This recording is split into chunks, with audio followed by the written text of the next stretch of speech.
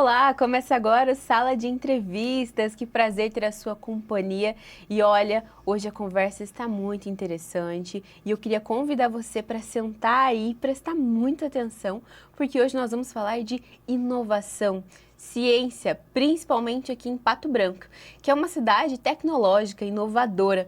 E ninguém melhor para falar disso do que a secretária de Ciência e Tecnologia e Inovação de Pato Branco, Rosiclei Caldato Dallagnol. Seja muito bem-vinda. Muito obrigada. Nós estamos muito felizes de ter a oportunidade de falar aqui sobre a tecnologia, sobre todas as suas vertentes, e me sinto realmente privilegiada pelo convite. É uma enorme satisfação falar de uma cidade como Pato Branco, que é verdadeiramente tecnológica.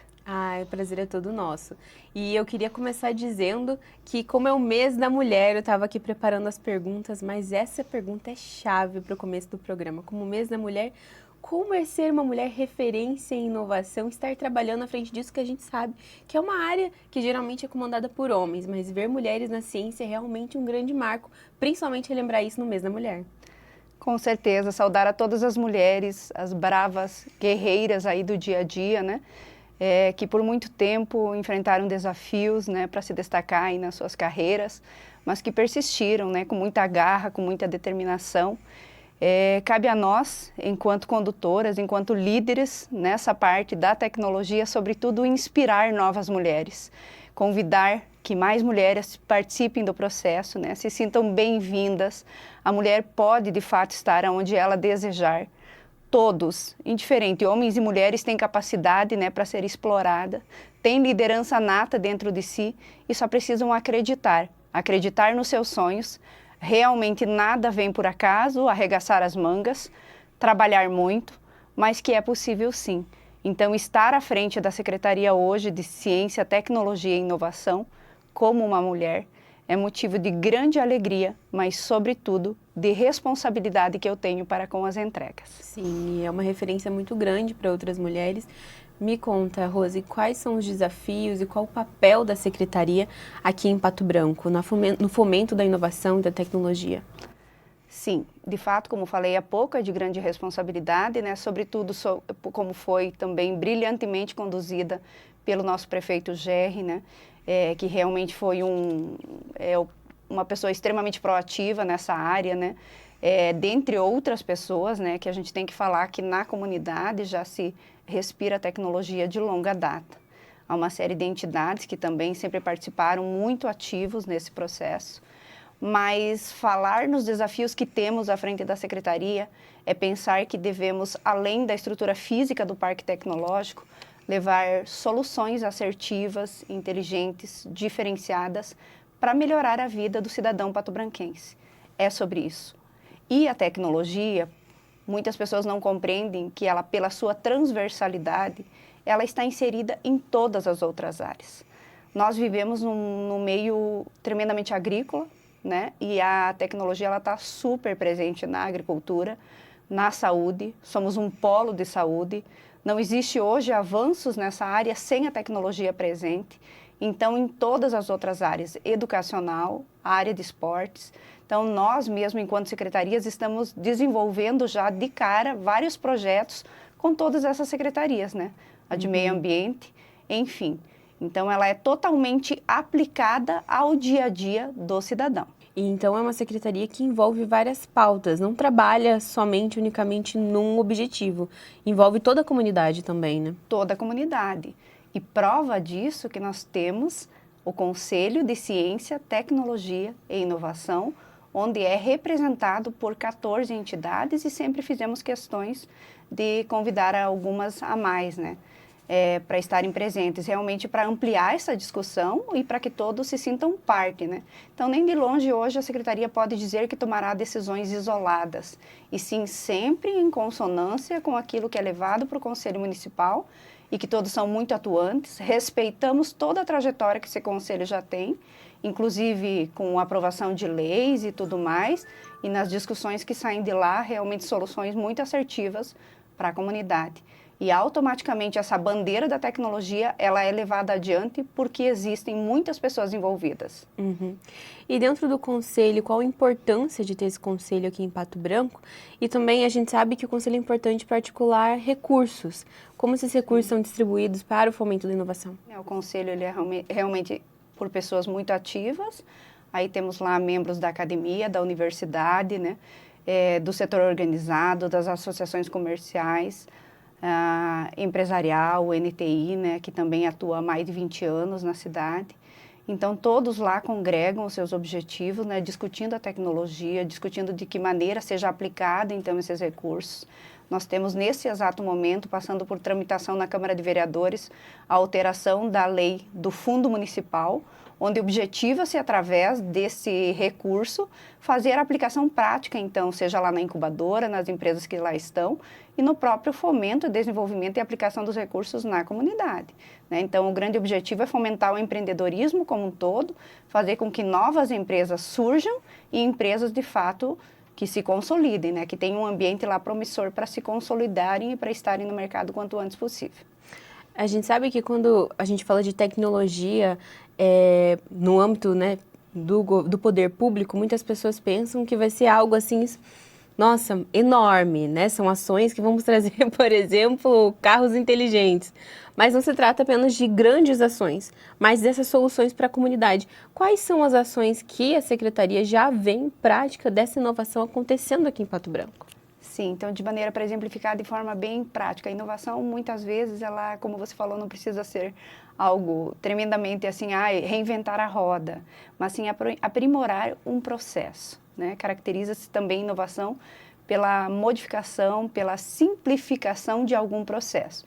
Então hoje a gente está trabalhando uma vertente, algo bem especial correlacionado à saúde e à educação, de estarmos desenvolvendo soluções voltadas também para as crianças autistas em contraturno, né? A como fazer uma aplicação de uma ferramenta que venha dar suporte e apoio para essas crianças, para esses professores, né?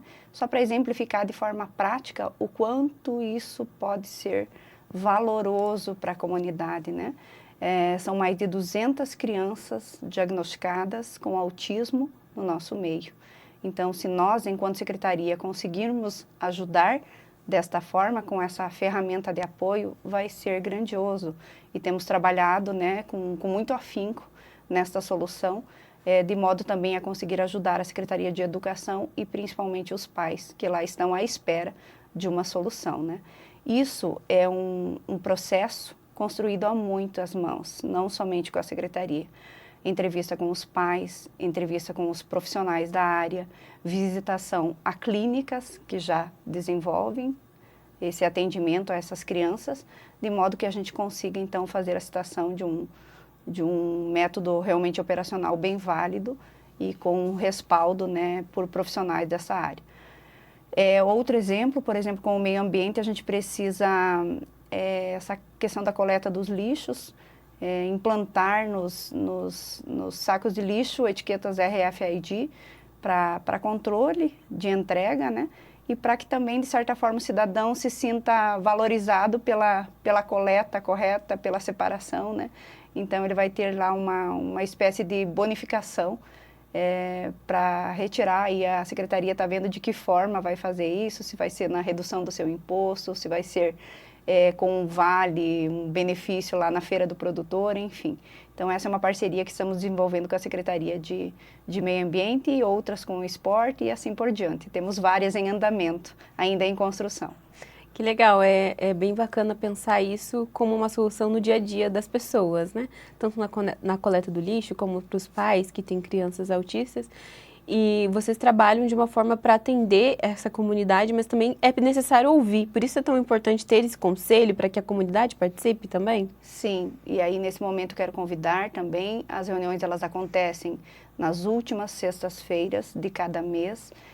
A gente procura fazer um escalonamento, dando rodízio nas entidades, né?